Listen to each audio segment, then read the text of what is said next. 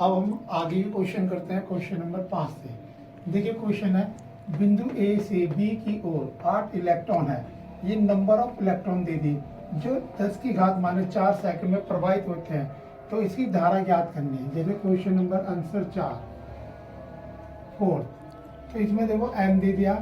N होता है electron की संख्या 10 की घात 8 और समय दे दिया आपके पास टाइमिंग 10 की घात माइनस के 4 और आपसे क्या पूछ रहा है क्यू। आप देखिए आपके सारी चीजें किस फार्मूला आती है। आपका एक फार्मूला है क्यू बराबर आई टी, ये फार्मूला है। लेकिन आपके पास ना तो यहाँ पे आई है ना ही टी है, तो लेकिन धारा पूछा है तो आपके पास एक और फार्मूला होता है क्यू बराबर एन ई। तो यहाँ पे क्यू की जगह क्या लिख देंगे एन ई बराबर आई टी। तो यहाँ पे ई का मान अपने पास से क्वेश्चन रखते हैं 1.6 इंटू 10 की घात माइनस के 19। ये ई का मान होता है इलेक्ट्रॉन का आवेश। तो आपको आई ज्ञात करना, जो जहाँ दे रखा है उसे वहाँ रखिए। 10 की घात 8 गुणा 1.6 इंटू 10 की घात माइनस के 19 बराबर आई इंटू टी कितना है 10 की घात माइनस के 4। अब आपको आई ज्ञात करना, तो ये जो संख्या है इसे हम इसके नीचे ले जाएंगे भाग करने के लिए। तो आई बराबर क्या हो जाएगा 1.6 इंटू 10 की घात माइनस के 19 गुणा 10 की घात 8 बटे 10 की घात माइनस के 4। इस 4 से काट देंगे, यहाँ बचेंगे 15। 8 गए 15 में से तो यहाँ जाएगा 7, फिर जाएगा 1.6 इंटू 10 की घात माइनस के 7 एम्पियर आंसर। अब देखिए क्वेश्चन नंबर 6, ये 5 है क्वेश्चन नंबर, और ये क्वेश्चन नंबर 6। इनमें 10 ओम के प्रतिरोध के तार को एक वृत्त के रूप में मोड़ा जाता है, जिसके व्यास के सिरों पर प्रतिरोध ज्ञात करना है। देखो जैसे आप इसका चित्र बनाएंगे, ये वृत्त है एक, इस पूरे तार का जो प्रतिरोध है वो है 10 ओम। अब वृत्त का व्यास क्या होता है, जो उसके वृत्त के केंद्र से जाता है, ये केंद्र है तो यहाँ से इसका व्यास जाएगा ऐसे। तो ये व्यास पे दो बिंदु मान लेते हम ए और बी। तो क्वेश्चन करते हैं क्वेश्चन नंबर 6। यह 10 ओम का प्रतिरोध का तार को एक वृत्त के रूप में मोड़ा जाता है और व्यास के सिरों पर प्रतिरोध ज्ञात करना है। तो देखो एक वृत्त बनाते हैं हम सबसे पहले, ये एक वृत्त बन गया हमारा, और व्यास क्या होता है केंद्र वृत्त का। यहाँ से ये एक रेखा गुजरती है तो ये कहलाता है व्यास। तो ये पॉइंट हमने ए मान लिया और ये बी। अब हम इसे मिटो देंगे। तो ये जो पूरा वृत्त है इसका जो प्रतिरोध है वो 10 ओम है। तो 10 ओम का मतलब क्या होगा, यहाँ से हम हटाते एक प्रतिरोध इधर लगा देंगे और एक प्रतिरोध हम इधर लगा देंगे ऐसे। तो ये प्रतिरोध कितना हो जाएगा 5 ओम का, क्योंकि वृत्त का व्यास जो इसे आधा आधा काटता है, तो ये भी हो जाएगा 5 ओम का। तो यहाँ पे R1 इक्वल टू R2 बराबर 10 बटे 2 बराबर आ जाएगा 5 ओम। अब ये दोनों काय में हो गए समांतर क्रम में, एक ऊपर और एक नीचे। तो जब समांतर क्रम हो जाएगा तो इसका सूत्र होता है 1/r is equal to 1/r1 plus 1/r2। तो देखो 1/5 प्लस 1/5। तो यहाँ पे एलसीएम ले लेंगे 5, a प्लस 1 तो जाएगा 2/5 1/r बराबर। तो r बराबर हो जाएगा 5/2। 2 से 5 को भाग करेंगे तो आएगा 2.5 ओम आंसर। अब हम आते हैं क्वेश्चन नंबर 7 पे। क्वेश्चन नंबर 7, पहले मैं क्वेश्चन नंबर 8 करा दे रहा क्योंकि क्वेश्चन 8 का चित्र ही हमें दे रखा है। तो क्वेश्चन नंबर 8, अब देखो क्वेश्चन नंबर 8 क्या है, चित्र में प्रतिरोध R1 15, R2 10, R3 30, R4 5 और R5 20 है और एक बैटरी लगी है जिसका विभव जो है 18 वोल्ट है। तो परिपथ का कुल प्रतिरोध और धारा ज्ञात करनी है। तो जब बैटरी लगती है तो बैटरी में से धारा प्रवाहित होती है आई, ये धारा यहाँ पे जाएगी। जब ये धारा यहाँ पे जा रही है ये 3 भागों में बढ़ जाती है, ये हो जाता है I1, ये I2 और ये धारा हो जाएगी I3। ऐसी जब यहाँ पे धारा आ जाएगी तो यहाँ पे धारा हो जाएगी I। तो यहाँ पे भी ऐसी धारा बढ़ जाएगी I1 और ये धारा हो जाएगी I2। अब आपको एक बात बता समझाता हूँ, जैसे धारा एक चल रही है, जब 3 धाराओं में बढ़ जाएगी, जहाँ धारा बढ़ जाती है वो होता है समांतर क्रम। तो ये तीनों प्रतिरोध R1, R2 और R3 किसमें समांतर क्रम है, तो यहाँ पे लिखना पड़ेगा R1, R2 वे R3 समांतर क्रम में है, इनका तुल्य प्रतिरोध R डैश है।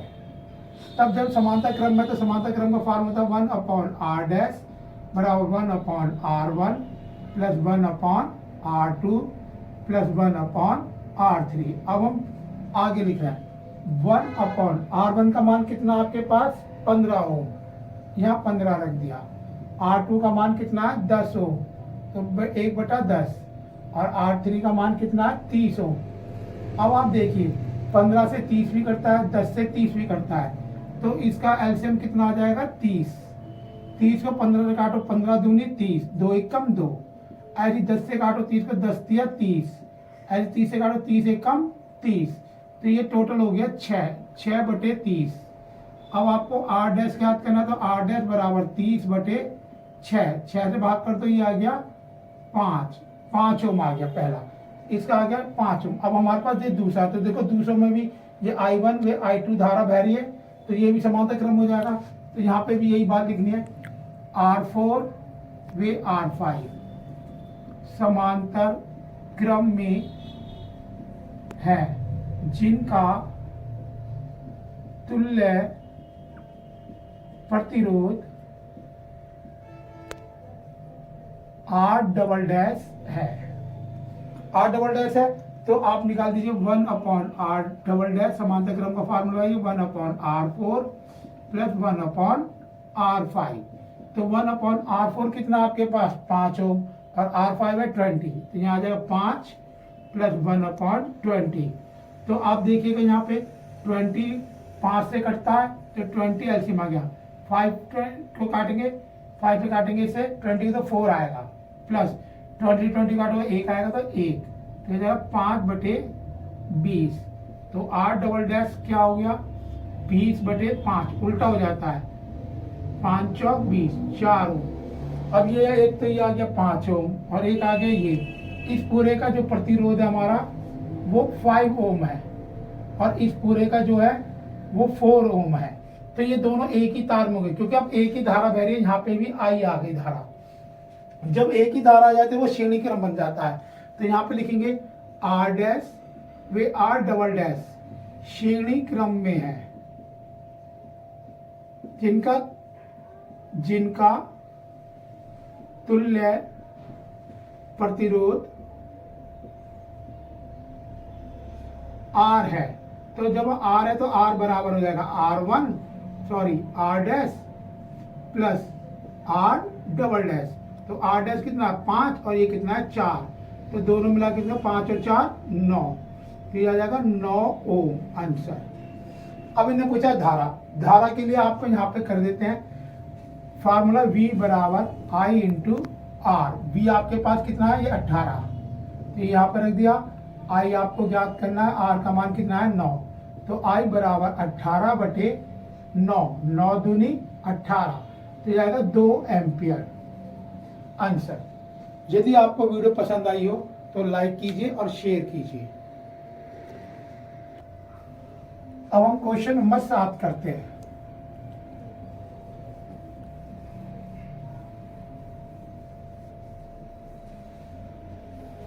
क्वेश्चन नंबर 7 में क्या देखो, एक चालक तार का प्रतिरोध 10 ओम है, तो ये आपको क्या दे दिया R बराबर दे दिया 10 ओम R1। अब इन्होंने कहा यदि तार की लंबाई दूनी कर जाए, यानी कि पहले से तार की कोई लंबाई दी हुई है, तो जैसे हम मान लेते हैं L1 बराबर L।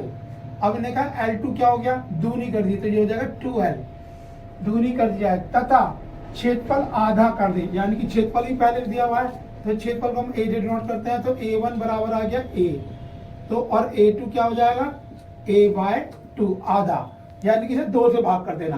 तो नया प्रतिरोध क्या होगा, तो आपको ज्ञात करना है R2 क्वेश्चन मार्क है ये। तो आपको पता है फार्मूला क्या है, R बराबर रो एल अपॉन ए से।